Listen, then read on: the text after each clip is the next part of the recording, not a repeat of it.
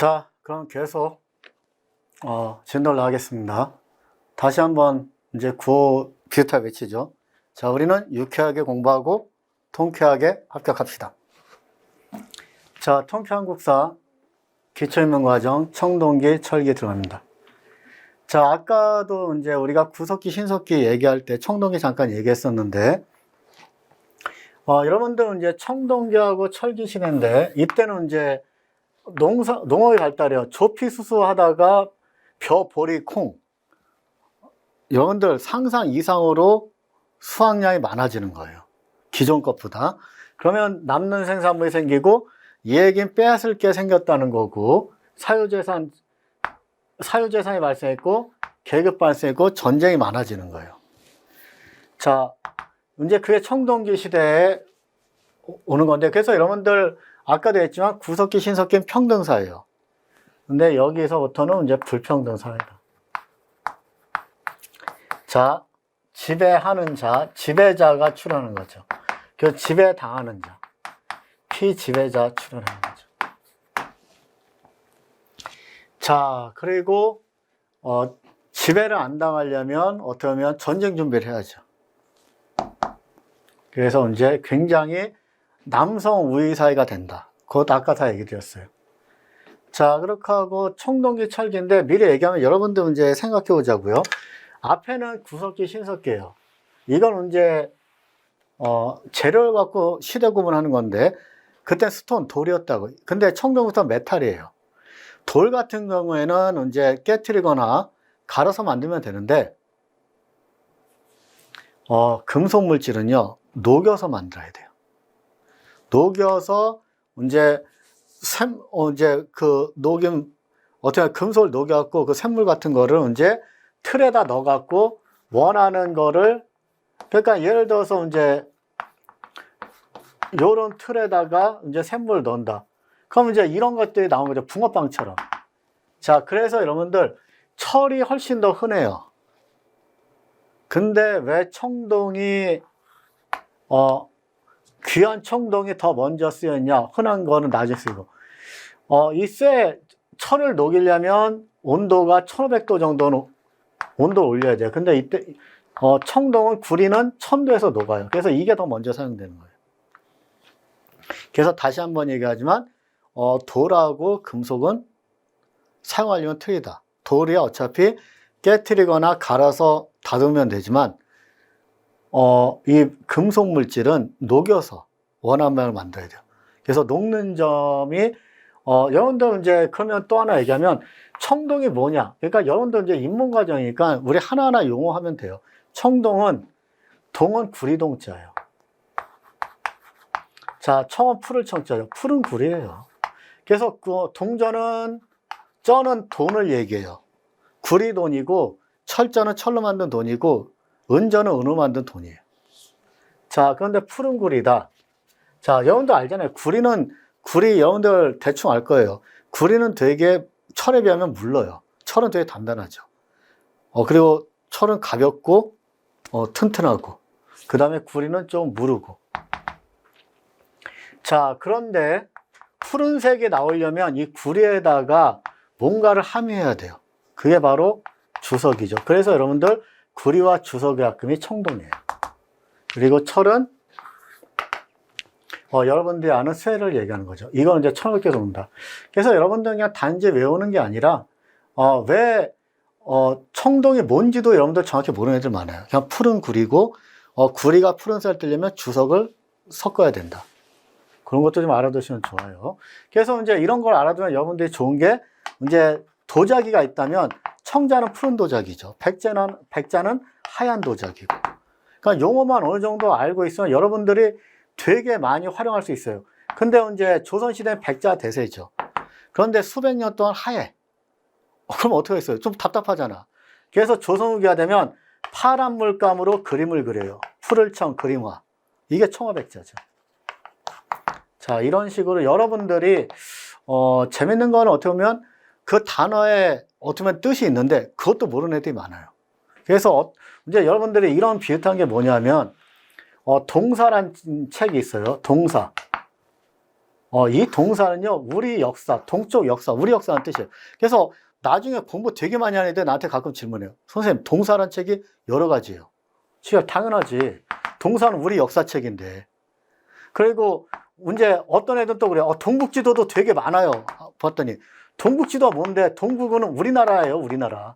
그냥 우리나라 지도가 동북지도예요, 그냥. 근데 그럼 당연히 여러 개지. 우리나라 역사, 우리나라 지도가 여러 개인 거지. 근데 이건 당연한데 애들이 모르다. 그리고 또 하나 이제 얘기하면 동사 강목이라는 게 있어요. 예를 들어서 동사 강목. 자, 이건 우리나라 역사를 강목이라는 거는 뭔 뜻이냐면 성리학적 의식으로 우리나라 역사를 분석한 걸 동사 강목이라 그래요. 근데 이제 옛날에 이런 문제가 있었어. 이 동사 강목에 대해서 딱 나오고 이 동사 강목으로 우리가 여러 가지 이제 역사책인데 1, 2, 3, 4가 있는데 동사 강목에 대해서 이런 얘기를 해요. 자, 동사 강목은 우리 역사의 성리학적 역사의식을 배제하고 우리 역사의 정통을 논했다. 그럼 미친 거죠. 당연히 답은 3번이지. 왜냐? 강목이라는 게 성리학적 역사의식이니까.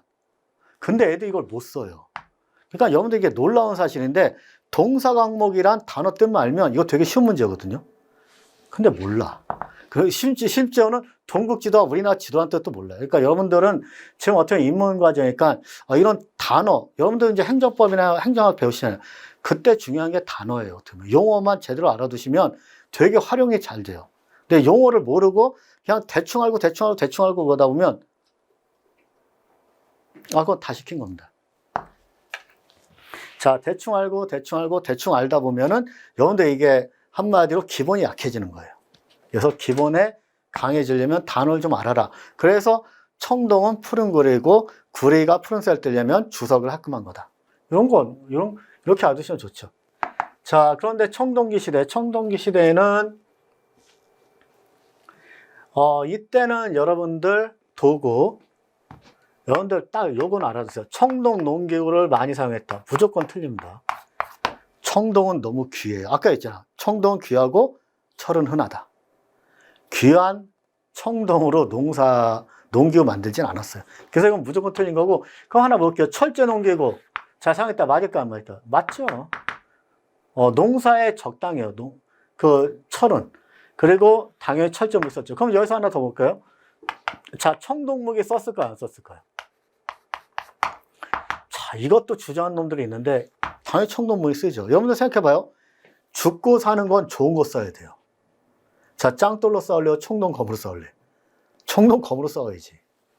그래서 청동무기는 사용합니다. 그렇죠? 청동무기는 사용 안 한다. 그래서 여기 썼죠. 청동무기가 청동검이에요. 자, 비파형 동검인데 철기 시대 되면 좀 날씬해져. 무슨 동검이다? 세형 동검. 그럼 어떤 애들은 또 이런 얘기를 해요. 여기 철기 시대인데 왜 동검을 쓰죠? 구리검? 자, 여러분들 요거 주의하셔야 돼요. 자, 여기가 청동기 시대야.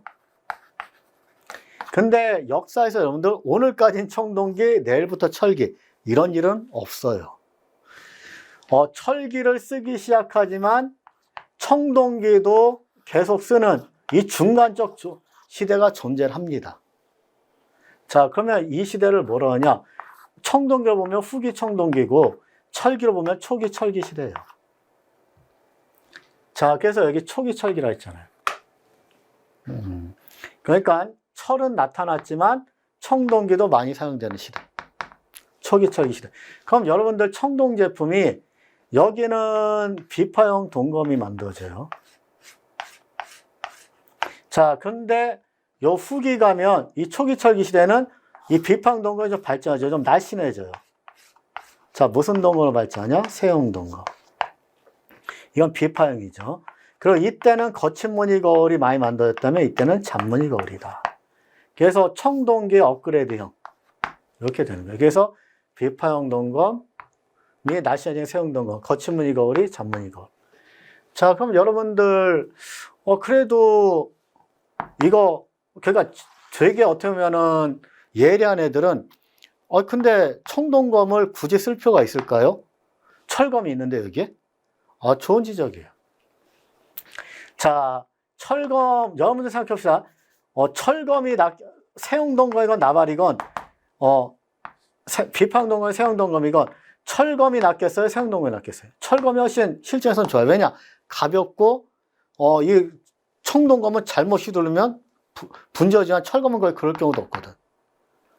그러면 여러분들, 근데 그럼 철검을 쓰면, 철검만 만들면 되는데 왜 세용동검 만드냐?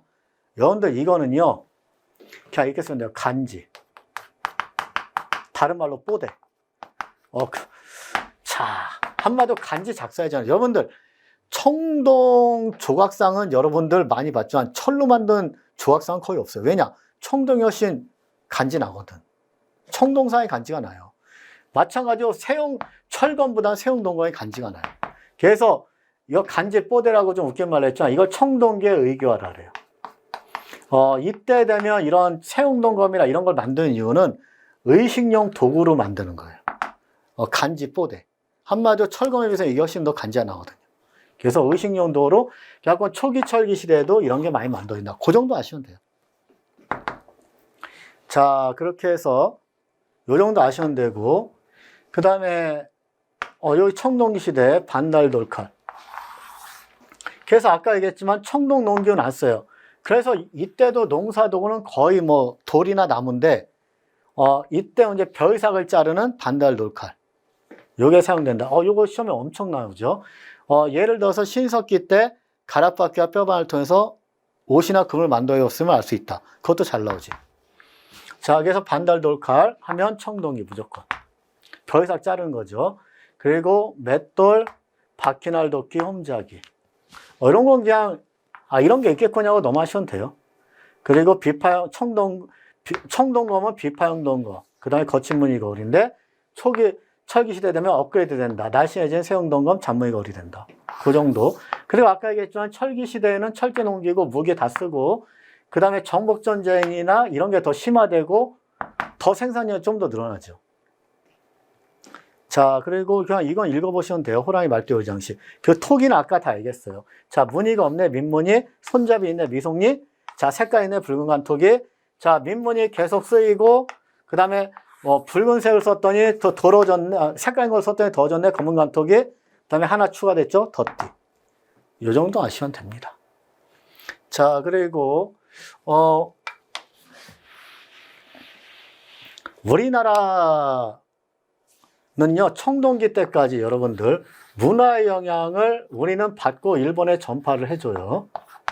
근데 청동기 때까지는 우리는 의외로 북방문화의 영향을 많이 받아요.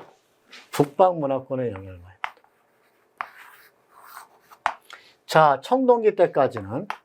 자, 그러다가 철기 시대부터는 중국 문화권의 영향을 많이 받아요. 자, 그래서 북방문화권에 영향을 받은 청동기의 특징은 뭐냐? 요건 어렵게 나올 텐데, 원래는 이제 청동이 구리와 주석이라 했잖아요.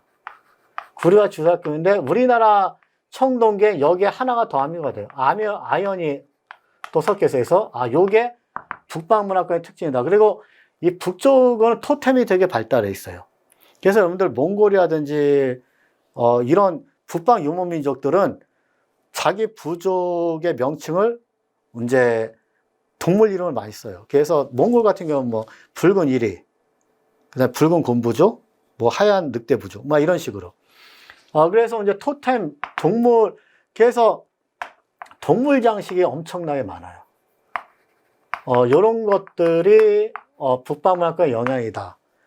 자, 그래서 여기 써 있는 것처럼 우리나라 청동기 동물 무늬만이 많고 아연이 섞여 있다. 그래서 구리와 주석으로만 끝나는 중국과는 좀 다르다. 이 정도 아시면 돼요. 자, 그런데 철기 시대부터는 중국의 영향을 많이 받아요. 그래서 중국의 영향을 받은 증거. 자, 중국에서 쓰는 돈이 많이 발견돼요. 자, 명도전, 반양전, 오수전, 동전. 특히 명도전은 여러분들 돈은 돈인데 굉장히 특이한 돈이에요. 이렇게 돼 있어요. 꼭 도끼처럼 돼 있어. 그래서 이름 명자 칼도자예요, 칼도자. 칼 같은 모양의 동전을 명도. 이거 이제 중국 춘추전국 시대에 만들어졌던 저희 돈이에요. 여러분들 이제 진시황제라고 아실 거예요. 춘추전국 시대를 통일한 진시황제의 위대한 점 중 하나가 그러니까 춘추 시대까지는 중국의 돈이 나라가 되게 많았잖아요. 다 돈이 좀 제각각 이상했어요. 이런 돈도 있었고 좀 뭉툭한 돈도 있었고 막 그래요. 그런데 진시 황제가 이 동전의 모양을 이런 식으로 통일시킨 거죠. 자, 그래서 이거 딱 보면 이거 춘추왕국 시대구나. 이런 돈이 이제 우리나라에서 발견되니까 중국과 교류했고 한자를 썼구나 하는 걸 알 수 있는 게 다오리 항구에서 붓이 발견돼요. 그래서 한자를 사용했구나 이런 거 알 수 있죠. 그리고 토기 아까 다 끝냈습니다. 토기 아까 다 얘기했고 북방문학회. 그리고 아까도 얘기했죠. 자, 청동기 시대에 무슨 농사 시작됐다? 벼농사. 그러면 이제 아까도 했잖아. 무조건 여러분들 시대를 바꾼 거는 잘 나와요. 자, 신석기 때가 왜 중요하냐? 농사 시작됐거든. 그러면 탄화, 미가 발견돼요. 탄화된 좁쌀 발견돼요. 그럼 평양, 남경, 봉산지 탑리. 이건 여러분들 나중에 반드시 외워야 돼요. 그런데 그럼 여기 이제 청동기의 가장 큰 변화 뭐냐? 벼농사 시작된 거야. 그래서 잉여 생산물이 생겼고 그 다음에 사회는 점점 복잡해지는 거죠. 자, 그러면 증거를 대봐. 탄화비가 발견된 거야. 탄화된 쌀. 자, 그러면 어디서 발견이냐? 부여성공리, 여주남. 외우시는 거예요. 나중에 꼭 외우셔야 됩니다. 자, 그래서 아까도 했지만 탄화된 좁쌀, 평양남경, 본산지 탑리. 탄화비, 부여성공리, 여주 흔합리. 여러분들 기본적으로 이런 거 외우셔야 돼요. 자, 그렇게 하고 바로 넘어와서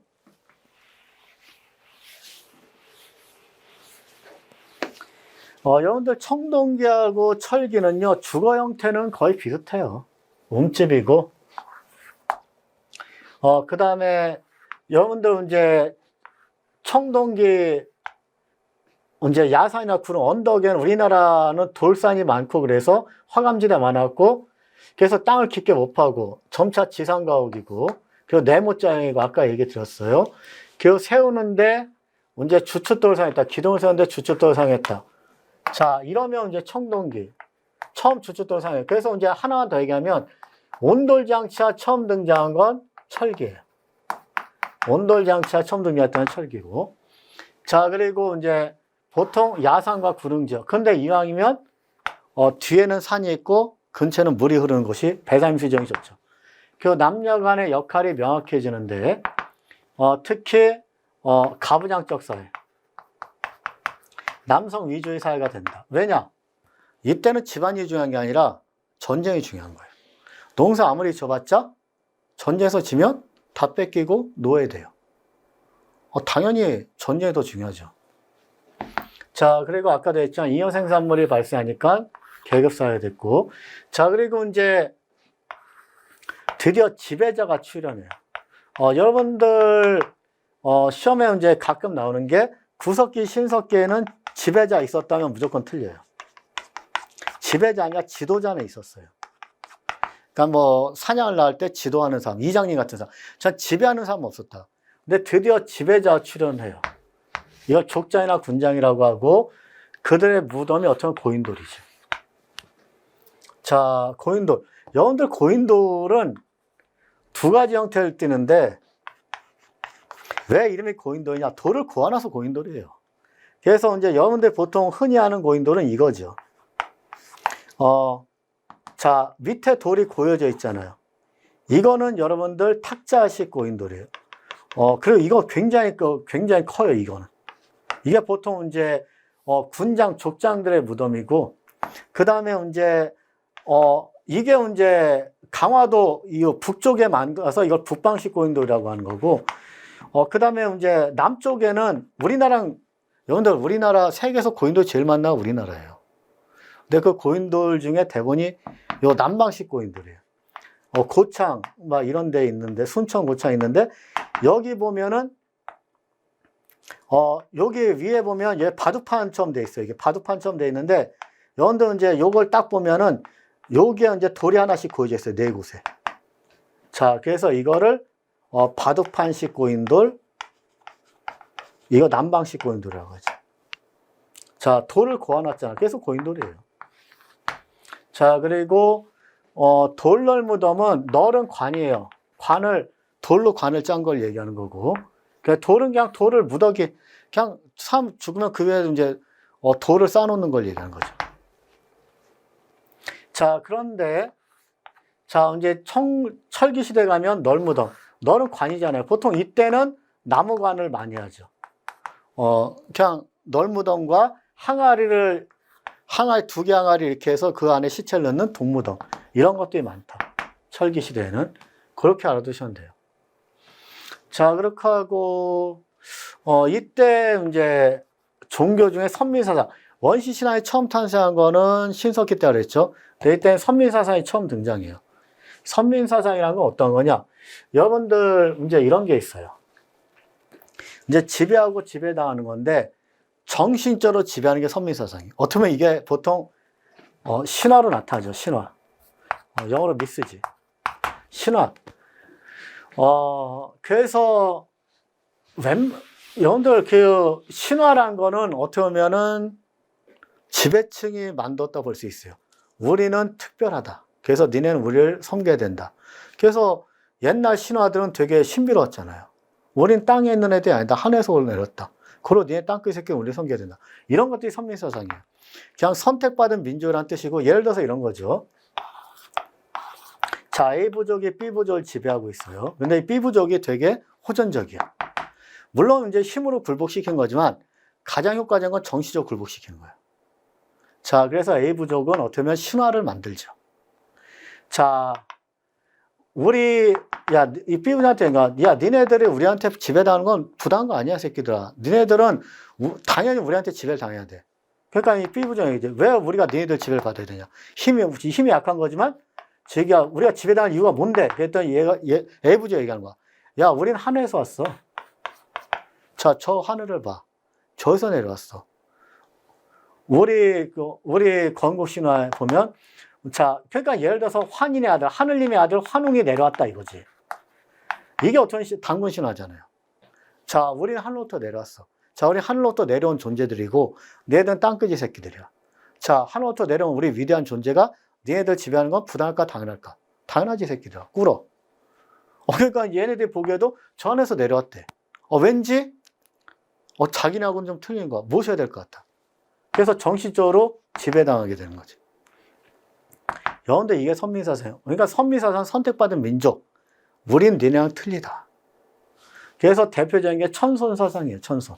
오늘은 하늘의 자손이다. 이게 단군 신화에도 나타나죠. 근데 여러분들이 선민사상 신석기 때도 나타났다 하면 무조건 틀려요. 왜냐? 신석기 때는 정복전쟁이라는 게 없기 때문에. 그냥 지네들 먹고 살기 바쁜 거예요. 그냥 지네들 열나 일하자 지네들 먹을 것 같게 생산 못하는 시대니까. 그래서 꼭 기억하세요. 선민사상은 청동기 때부터 출현한다. 자, 그리고 이제 마무리로 암각화인데, 암각화는 이거는 뭐 거의 1000년 가까이 계속 이제 그려졌기 때문에 뭐 청동기, 철기 구분할 필요는 없어요. 근데 암각화 뭐냐? 바위에 새긴 그림이에요. 두 개가 시험에 잘 나오는데 울주방구대 고령 양전도. 여러분들 이거 말고도 천전이 뭐 암각화 있는데 여러분들 어차피 두 개에서 95% 나와요. 근데 이제 구별해야 될 건 울주방구대는 동물 그림이 많고 사냥하는 모습이라든지, 근데 여기 고려에는 기약 전문이 많다. 그래서 막 이런 동심어는 태양을 상징한다 이런 건데 시험에 어떤 게 더 많이 나오냐? 이게 훨씬 더 많이 나와요. 왜냐하면 예전에 여기에 이제 댐을 건설하는데 울주 쪽에 이게 자꾸 물이 차오르니까 훼손이 자꾸 돼. 그래서 뉴스에 엄청 많이 나왔어요. 그건 그 당시 뉴스에 시험에 잘 나왔는데 어쨌든 댐 훼손 때문에 하면 울주방구대. 그래서 근데 간단히 암각화는 울주방구대 고령 양전도. 근데 울주방구대가 더 많이 나온다. 자, 그러면 우리 마무리로 이제 유적지 하죠. 자, 타나미. 이거 너무 잘 나온다 했어. 여주, 흔암리, 부여, 송곡리. 자, 그래서 어떤 놈들은 또 물어요. 미송식 토기 어디서 발견됐어요? 그럼 난 얘기하지. 넌 이미 답을 알고 있어. 자, 미송리죠. 그러니까 더 웃긴 놈은 다오리 무슨 어디서 발견됐어요? 다오리예요. 다오리.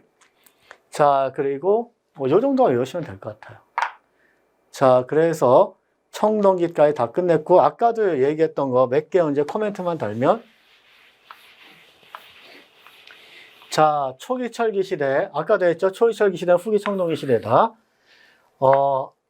자, 철기가 처음 나타났지만 청동기의 유물도 많이 사용돼요. 왜냐? 아까 했죠? 간지, 호대.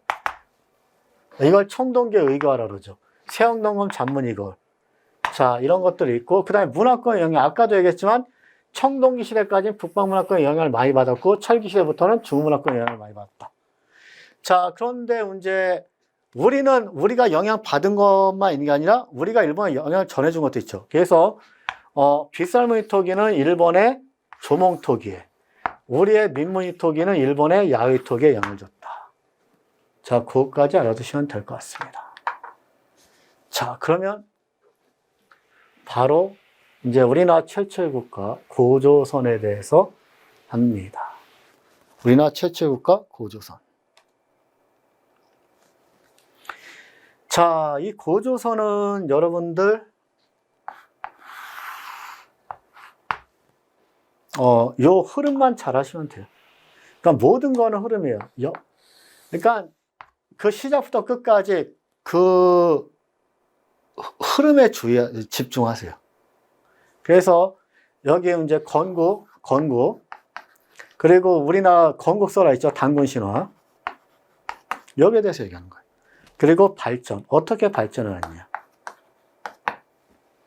자, 그리고 처음에는 단군조선이에요. 단군.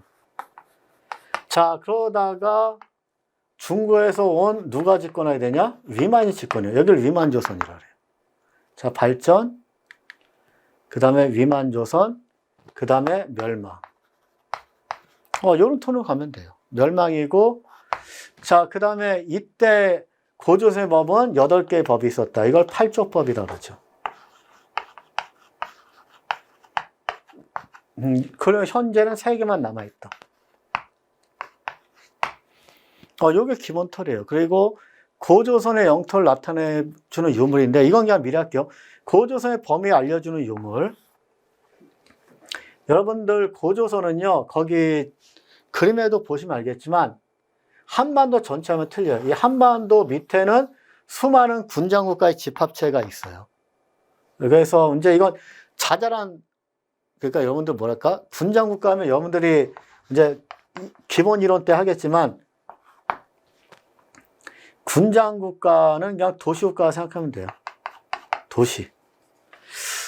그래서 예를 들어서 여러분들 이런 생각을 하면 돼요. 그냥 만약에 서울이라는 군장국가, 예를 들어서 이런 거지. 어떤 강동구, 그 다음에 영등포구, 이런 게 하나의 요게 하나의 국가예요. 어떻게 보면 서양에서는 도시국가죠. 그 그리스에서 폴리스 같은 게요.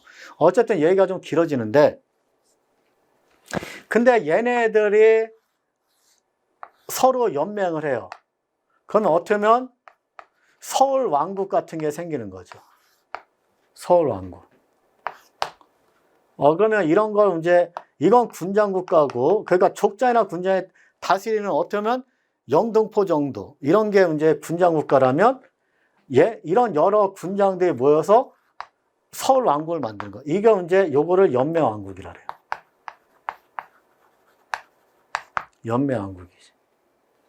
그래서 족장, 군장이 다스리는 국가가 이제 군장국가고, 그 다음에 이런 여러 가지 군장국가 뭉쳐서 왕이 있고 연맹을 하면 연맹왕국이 되는 거죠.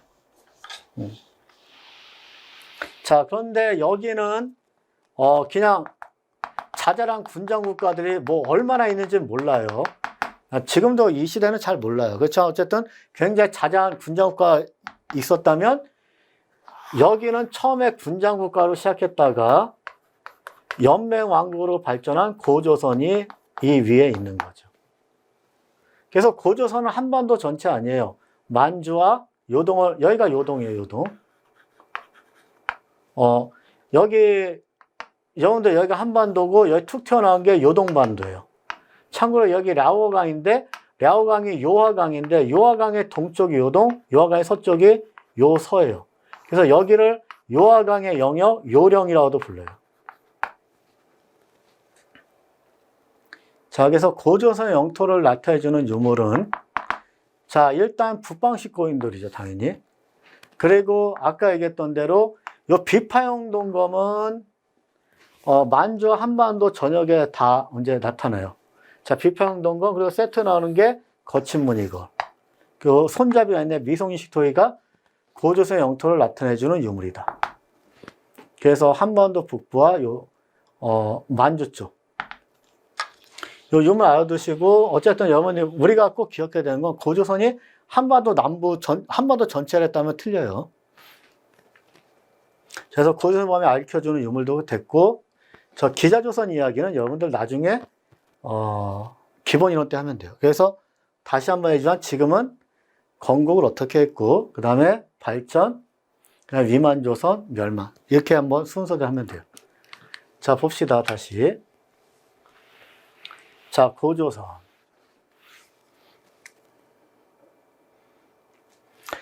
자, 역사상 고조선이 최초 등장하는 문헌은 중국의 관자이고, 이것도 알아두시긴 해야 돼요. 그렇지만 잘 나오는 건 우리나라 최초의 기록은, 삼국유사이다. 이건 우리나라가 원나 간섭 받을 때가 있었어요. 고려시대 원간섭기. 충렬왕 때.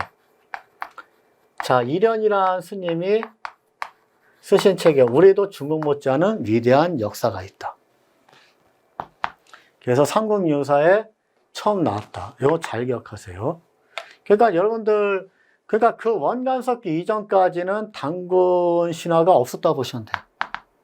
그러니까 이때부터 이제 고조선 계승신이 나타난 거죠. 자, 삼국유사.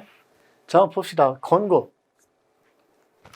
단군 왕검이 아까 얘기했던 데 BC 2333년. 자, 그리고 청동기 시대에 자, 군장국가로 시작했고, 그래서 연명왕국으로 발전합니다. 연명왕국. 왕이 있는 거죠. 여기는 왕이라는 존재가 없어요.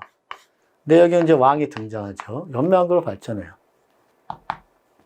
그 건국 신화에 보면, 자, 환인. 이건 이제 보통 한울림, 하늘에 있는 존재죠. 그 아들 환웅이 내려왔어요. 자, 당연히 하늘의 자손, 우리는 하늘의 자손이다. 선민사상 있는 거고. 자, 그 다음에 환웅을 곰과 호랑이가 찾아와요.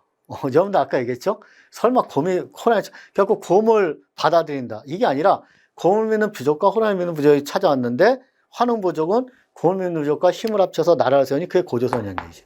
토테미즘이 나타나는 거죠. 그리고 인간을 복되게 한다. 홍익 인간 이념이 있고 민본주의죠. 널리. 그리고 환웅이 내려올 때 풍백, 우사, 운사 같은 존재들과 같이 내렸대요. 풍백은 바람, 우사는 비, 그 다음에 운사는 구름을 주관하는 그런 존재들이에요. 아, 이거를 보면, 아, 이 시대는 농사 중요했겠구나 하는 걸 알 수 있는 거죠. 그리고, 환웅과, 즉, 곰이 변해서 웅녀, 이 둘 사이에 아이를 낳으니 그 아이가 단군 왕검이다. 근데 단군 있고 왕검이 있어요. 근데 단군 왕검은요, 여러분들 이름이라 생각하지 말고, 한마디로 우두머리의 칭호가 생각하시면 돼요. 근데 이름이 단군이고 왕검이다. 단군은 제사장을 뜻해요. 그리고 왕검은 정치 지배자를 뜻해요. 그러니까 한 사람이 둘 다 하니까는 이거는 제사와 정치가 한 사람이 다 한다 해서 재정일치사이다. 이렇게 보면 돼요. 그러니까 제사 따로 정치 따로 하면 재정 분리예요. 근데 이땐 재정일치다. 자, 그래서 이렇게 건국이 됐어요. 자, 건국이 됐고, 자, 발전. 초기에는 아까도 했지만 여기 요령 지방을 중심으로 발전하고, 근데 이때 중국이 이제 여기가 중심이었었어요. 그러다 이제 중심지가 이쪽으로 옮겨지는 일이, 대동강 쪽으로 옮겨지는 일이 생겨요. 대동강 쪽으로. 자, 대동강 유역의 왕검선을 중심으로 발전한다. 이건 이제 일반 이론 때 자세하겠지만, 왜냐면 이때 중국 연나라, 중국은 이때 춘추전국 시대예요. 자, 그러면 여기 봅시다. 춘추전국. 춘추전국은 중국 500년 이상 어지러운 시대를 얘기해요. 이 시대에 이제 공자, 맹자, 노자, 이런 사람들이 활동했던 시대가 이 시대예요. 자, 이 시대에 특히 전국시대, 춘추시대하고 전국시대 합쳐서 춘추전국이라 그래요. 전국시대에 연나라가 있었어요. 근데 연나라의 공격으로, 연나장수 징계의 공격으로 중심지가 요령에서 대동강 쪽으로 이동을 해요. 기원전 283년에 요거예요, 요거. 여기서 요쪽으로 이동한다는 거죠. 그래서 자, 요령조한 중심으로 발전했다가 이렇게 된다. 연나장수 징계 공격으로 대동강 쪽으로 옮겼어가 추정된다죠. 자, 그런데 이제 요 대동강 유역을 중심으로 이제 꽤 발전을 해요. 그래갖고 강력한 왕도 등장했고 상대부 장군 같은 다양한 관직도 마련했고, 자, 꽤 강성해져요. 근데 여러분들 이제 중국 역사를 아시다 보면 춘천국 시대 결국 진나라 통일되는데 진시 황제가 죽자마자 진나라는 거의 무너진다 보시면 돼요. 그 아들이 워낙 또 좀 문제가 많았거든. 그래갖고 이제 다시 중국 천하를 두고 두 명의 영웅이 싸우니 초나라의 항우와 한나라의 유방이죠. 그리고 이 둘이 싸우는 걸 저희 역사 속을 만든 게 초안지고, 그 다음에 이거를 깨고 만든 게 장기죠. 장기 이제 붉은색이 한나라, 그 다음에 초록색이 초나라죠. 자, 이런데 이제 결국 한나라가 통일을 해요. 결국은 한나라 통일하는 거고. 근데 이때 그리고 마무리를 얘기하면 한나라의 가장 위대한 황제가 무제가 있는데 한무제 때 고조선은 멸망을 하죠. 한나라한테. 근데 이때 이제 이 난리통에 천여의 물이 이끌고 중국에서 우리나라 들어온 애가 있는데 얘가 위만이죠. 근데 이때 우리 고조선 왕은 준왕이었고. 자, 그런데 준왕은 위만을 좀 한마디로 환대를 해요. 왜냐하면 위만이 준왕 마음에 들려고 별짓 다 했거든. 그러니까는 이제 조선인의 옷을 입었고, 자, 진왕교책에 천여의 물이 끌고 고조선왕 준왕신을 받아, 자, 그래갖고 조선의 옷을 입었고 머리도 조선이 좀 상투를 틀었다. 여러분들 생각해보세요. 어떻게 보면 난리 피해서 온 난민이에요. 그러면 만약 준왕 안 받으면 얘들 끝이에요. 그러니까 상투만 틀겠어요. 저는 머리도 그냥 삭발도 할 수 있지. 자, 어쨌든 이런 식으로 해갖고 준왕의 신을 받아갖고 이 위만이 국경 수비를 맡게 돼요. 근데 얘가 배신 때린 거지. 자, 그래갖고 준왕을 몰아내고 얘가 집권해. 이걸 무슨 조선이냐? 위만. 근데 여러분들 위만조선, 당군조선을 계승했다고 봐야 되는 게 나라 이름은 그대로 조선이죠. 참고로 여러분들 고조선이잖아요. 아니에요. 원래 이름은 조선이에요. 당군이 다 쓰는 조선, 당군조선, 위만이 다 쓰는 조선, 위만조선. 근데 나중에 이성계가 그 조선을 계승한다는 의미로 조선을 또 세운 거야. 그럼 헷갈리잖아요. 그래서 앞에 있는 조선을 고조선이라고 하게 된 거예요. 원래는 조선이었었어요. 자, 그러니까 나라 이름도 그대로 조선을 썼고, 그 다음에 여러분들 그 나라에 살고 있는 대부분의 사람들은 다 조선인이에요. 자, 그리고 관리도 대부분 다 조선인이야. 그리고 조선의 문화 다 그대로 그냥 계속 그냥 이어가요. 그러면, 자, 얘만 바뀐 거지, 나머지는 그대로 조선이잖아요. 그래서 당군조선, 위만조선, 당군조선을 계승했다. 그렇게 알아두시면 될 것 같고. 자, 준왕은 이제 남쪽으로 도망가죠. 준왕의 무리는 남쪽으로 내려가요. 그래서 그 남쪽에 여러 군장국가, 수백 개 군장국가의 집합체를 진일하는데, 여기가 이제 변화를 하죠. 그리고 결론적으로 고조선이 이제 망하면 고조선 사람들이 다 남쪽으로 내려오죠. 그러면서 이 진은 이제 삼한으로 재편이 되죠. 참고로 미리 얘기하면 삼한은 마한, 진한, 변한인데 마한에는 54개의 소국, 진한 12개, 변한 12개. 그러니까 78개의 소국이 있는 거야. 그러니까 그 전에 진은 훨씬 더 많은 자장국가 있었겠죠. 자, 어쨌든 준왕 남쪽으로 내려갔다. 그리고 자, 위만의 다수인데 위만조선이 결국 아까 한나라의 가장 위대한 왕제가 누구냐? 한무제. 한무제의 침략으로 멸망을 합니다. 자, 한무제의 침이 장기하 전저 지배층 분열, 평양의 왕검성 함락, 고조선 멸망. BC 108년. 참고로 이때 위만의 손자 우고왕 때예요. 그래서 이게 BC 194년에 위만이 이제 집권했다면 BC 108년에 위만의 손자 우고왕 때 고조선은 망한다. 이렇게 알아두시면 돼요. 자, 그럼 여러분들, 자, 그러면은 중국 한나라 애들은 이 고조선, 특히 한반도 북부 요쪽에다가 자기네들 첨예했으니까 자기네들 행정구를 설치했지. 그래서 군과 현을 설치해요. 근데 여러분이 당연히 알겠지만 군이 좀 큰 단위잖아요. 그래서 4개의 군을 설치해요. 이거 한사군이라 그래요.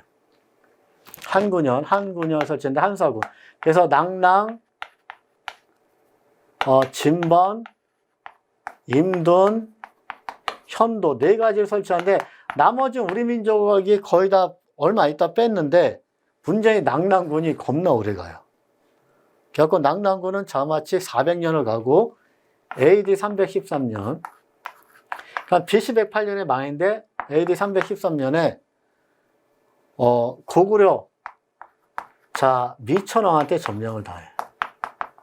그러니까 400년 동안 여러분들 낙랑군 이쪽이에요. 대동강 쪽. 여기를 지배하고 있었죠. 그래서 써있죠. 한군현 고조선을 무너뜨리는 그 자리에 낙랑, 진번, 임둔, 현도 4군을 설치했다. 그런데 진번, 임둔이나 현도군은 얼마 안 있다 우리 민족이 차지하는데 낙랑군은 400년이 지나서 고구려 미천왕 때 우리가 차지해요. 우리 민족이. 자, 이게 고조선의 역사다. 자, 그래서 이거 하면 멸망하면 이게 중국의 한자죠. 한나라는 4개의 군을 설치한다. 한사군. 이렇게 되는 거죠. 자, 그래서 고조선의 역사까지도 다 끝났습니다. 역사 끝나고 이제 고조선의 8조법. 여기까지 마무리하죠. 고조선에는 8개의 법이 있었다. 그런데 세계관정이죠. 첫째, 사물중지한 사회처한다. 생명중시. 남에게 상해 입힌 자는 고물로서 배상한다. 노동력 중시. 다치면 노동 못하니까. 그리고 남을 훔친 자는 되어다 노비를 삼는다. 훔칠 게 있다는 건 사회재산이 있는 거고, 노비가 있다는 건 계급사회라는 거고. 자, 여러분들 여기에 별표. 스스로 속죄하려는 자는 1인당 50만 전을 내야 된다. 여러분들 50만 전 나오면 무조건 고조선이에요, 그냥. 우리 좀 이따 배우겠지만, 훔친 거 12배 갚는다. 고구려, 부여. 그 다음에 이제 나중에 배우겠지만, 이제 2배를 갚는다. 훔친 거에. 그러면 백제. 그리고 50만 전을 내야 된다. 무조건 고조선. 자, 그러면 이걸 딱 봤더니 화폐상까지 알 수 있는 거죠. 그리고 여자든 모두 정절 지키고 신령에서 음란 편벽된 짓을 하지 않았다. 저건 이제 법정은 아니죠. 왜냐하면 법정은 이거 안 했을 때 처벌정이 있어야 되기 때문에. 저 내용은 그 당시 사회 분위기, 가부장적 사회였던 걸 알려주는 거고, 그 다음에 한군형이 설치된 다음에 법조항이 8조법인데 60개조 늘어졌다. 이 얘기는 사회가 좋아졌을까요? 각박해졌을까요? 각박해진 거죠.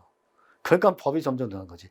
왜냐, 말로 해서 또 이게 이제 딱 중단이 되면 법을 바꿀 필요 없는데, 한마디로 말이나 이런 거 안 통하니까 법으로 만든 거죠. 이 얘기는 이제 고조선의 저항이 심했다는 얘기일 수도 있고요. 그 고조선 어떻게 보면 이제 고조선 사람들이 한나라에 저항을 많이 했다는 거지. 그래서 60여조 증가했고 풍속도 각박해졌다. 자, 그럼 여러분들 고조선까지 끝난 겁니다. 그러면 잠깐 쉬었다가 초기국가.